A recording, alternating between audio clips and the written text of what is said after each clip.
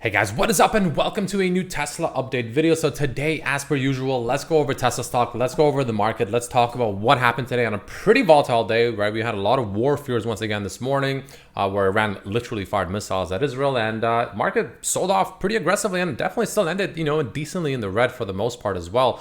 But with that being said, Tesla did recover a pretty respectable amount of the portions, of the losses rather today, which is always a nice thing to see. I did actually finally swing Tesla today. Unfortunately, I did also exit it already because I really just don't want to gamble into the delivery numbers tomorrow. But either way, I'll give you my thoughts moving forward and what I personally, expect essentially to happen next. So all that being said and done, if you enjoyed, don't forget to hit that like button. This is not financial advice and I'm not a financial advisor.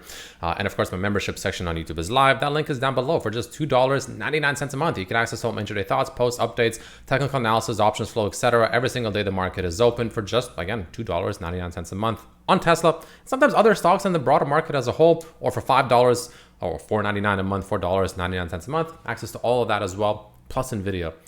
Daily updates as well. But jumping into a Tesla, even though pretty nice recovery, it's still closing down about 1.4% in the red, pretty much exactly at $258 per share, which is, again, all things considered, honestly, not that bad, right? Not that bad considering QQQ is down 1.4%. So it's, again, I think Tesla held up pretty respectably, actually, even though it's still down 1.5%, we'll say, still held up pretty well. Tomorrow's a big day. Well, probably the smallest day of the three major days coming up, with of course 10/10 and earnings coming up later this month. But it's still a pretty big day, right? We have earnings or deliveries coming out, delivery and P&D, production and delivery coming out tomorrow. We'll see how the stock reacts to it. We'll see how the market reacts to it, right? It is coming out pre-market. It should be about half an hour roughly before the market opens. And let's see. The reason I say that is because technical analysis, when you have these major events, especially on a stock like Tesla, that's pretty volatile, right? Pretty volatile, pretty emotional. It's a little bit less effective. So that's why instead of looking at, well, this is what I think will happen tomorrow, instead, let's take a look at a slightly bigger picture today just to determine, okay, well, based on what potentially can happen tomorrow, these are the main levels to look out for potential continuation in a respective direction. Let's talk about that. So the way I look at it is, honestly, pretty simple. For Tesla, despite this massive red day, we actually still ended up closing above the 5 EMA on the daily chart, right? That's actually pretty damn good, right? The fact that Tesla was still able to do that is actually a pretty good sign. It's still showing some decent strength, right? Tesla is definitely not ready to completely roll over just yet, clearly, right? This could have been a pretty damn ugly close.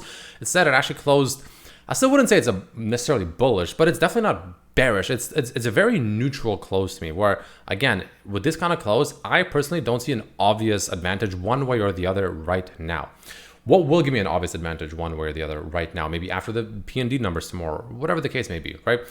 Well, a break above essentially 265. If we break above 265, that'll be pretty bullish. That'll be pretty bullish. And I think at the very least, we retest 270, break above 270, we go to 280, break above 280, we go to 300. Now, the reason I'm a little bit skeptical about that, right? The reason I'm not, it's not that I don't expect it, but the reason I don't have a high probability of that happening is because, assuming we're in this rising channel, which so far we are, right? The chances of breaking to the north side, like us breaking out of this rising channel up like this, is very low. It's not impossible. It's not zero, but usually the only way these kind of things happen is off of a gap up. So for instance, if P&D comes in tomorrow and, the stock reacts to it positively, because again, you have to remember the stock can react to these numbers differently depending on many factors. It's not just like, oh, it beat, that means the stock has to go up. No, there's many times where stocks or companies beat earnings or whatever, and it still sells off. Why? Because it ran up into those numbers. And we did run up into these numbers. So that is a little bit of a sign of caution. I remember so many times stocks would beat earnings and people are like, well, why the hell is it down? And you look at the chart, things up like 30% in a month. That's probably why. So just keep that in mind. Like, you have to keep your expectations in check and try to keep emotions out of it, right? That is a real possibility that Tesla can face. But if it doesn't, and let's say P&D numbers gap up, and let's say it even gaps up above 265, right? Let's use that as an example, which isn't that far away. It's like 2.5% roughly from here. Let's just say that happens. Then, as long as 265 continues to be a support, that could be really bullish. And the next level is 270. And like I said, if we break 270, 280, break 280, 300. Those are the upside levels. The downside levels is, well, if Tesla can finally close a daily candle, maybe tomorrow we get a gap down and we have, less buying pressure that comes in tomorrow, or for whatever reason, or whatever the case may be. And let's say tomorrow it finally does close down below the 5 EMA, right? That's going to be showing me cracks. Cracks are finally starting to show, and that's not going to be very, very good. The reason I'm still maybe slightly leaning bearish, but like not a whole lot. But the reason I am seeing, like the reason I am cautious, I guess is a better way to put it, is because my indicators are signaling weakness.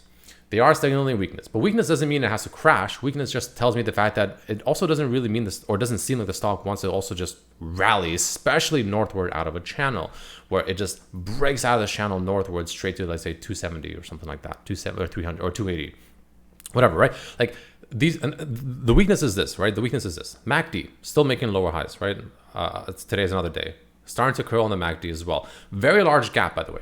Keep in mind, it is a very large gap between the blue, the green, and the red lines, right? So at some point, that gap will narrow back down. This could be potentially what happens or what causes that.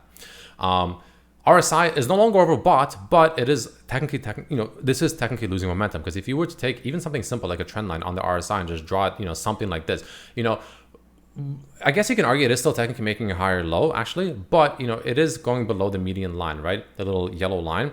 So it is kind of losing a little bit of steam. It is losing a little bit of steam.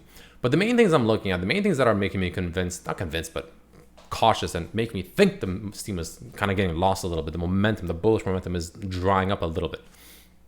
The stochastic has officially crossed bearish once again. Again, this could be a false breakdown. This could be a false bearish crossover like we saw to them before, but that happened while we were still in the middle of the run-up. Now we're what could be the apex of the run-up, right? This could be that short-term top of the run-up.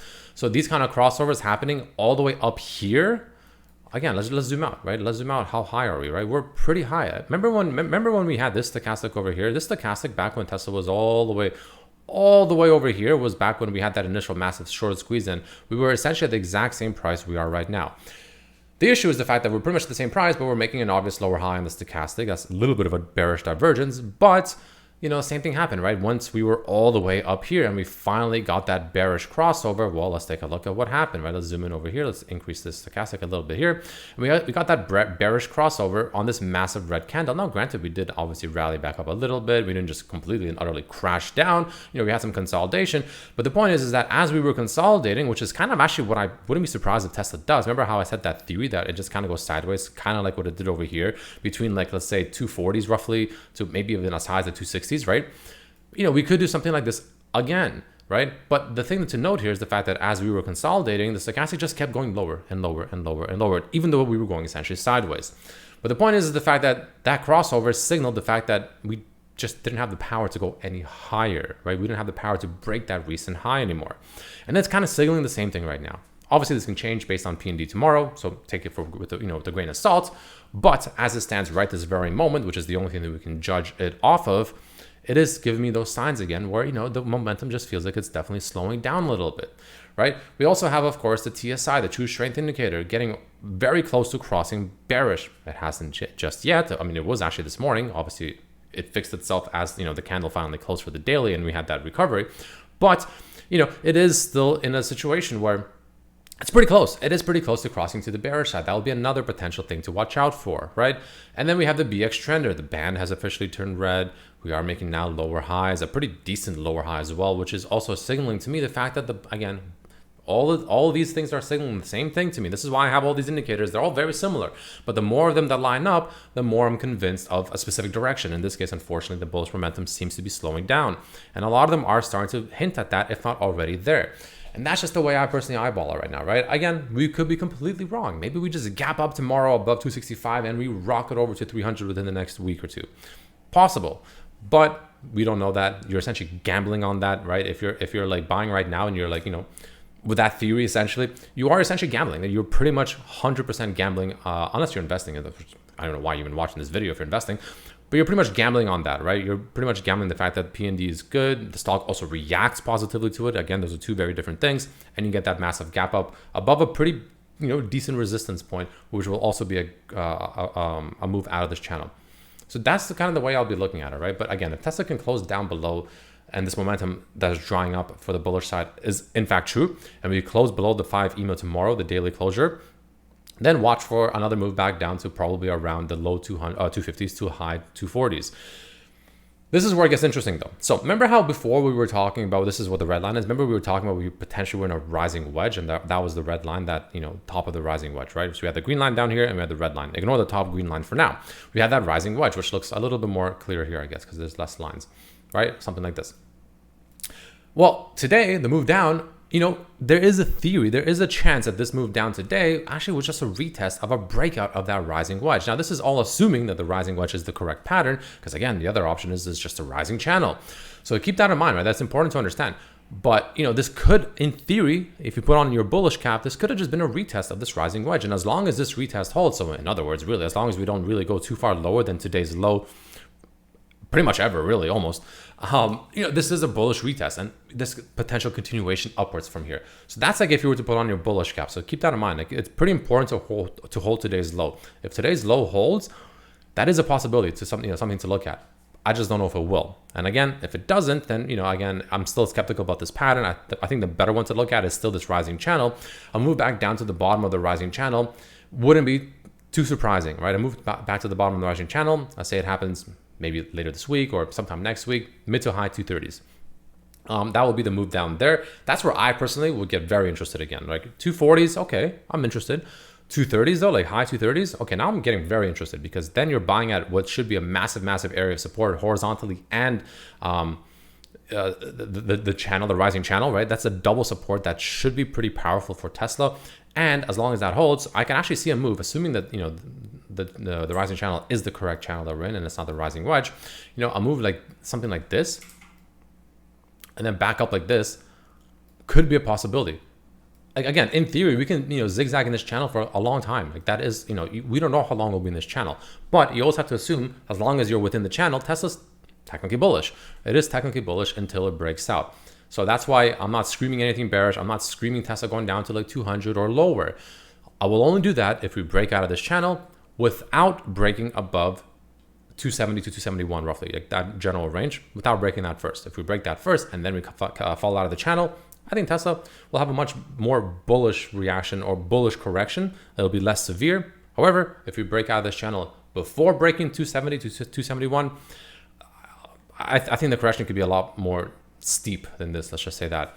And I think a lot of the bulls dancing around right now, expecting 300 like they did back here, pretty much the exact same thing. Everyone was screaming 300 back here. I still remember, go back to those videos. Everyone was screaming 300.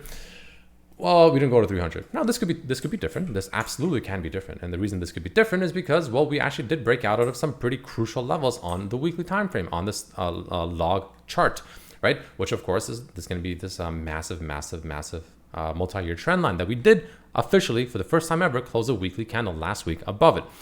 That's a good sign. And if we come back down and retest this, which I'd be surprised if we don't, honestly. Like, there's no way we have this kind of crazy multi-week, multi-year trend line that has just been smacking us down severely for such a long time that we finally break out and we never retest that. I find that very hard to believe. So I would expect at some point this month, could be this week, could be next week, I don't know.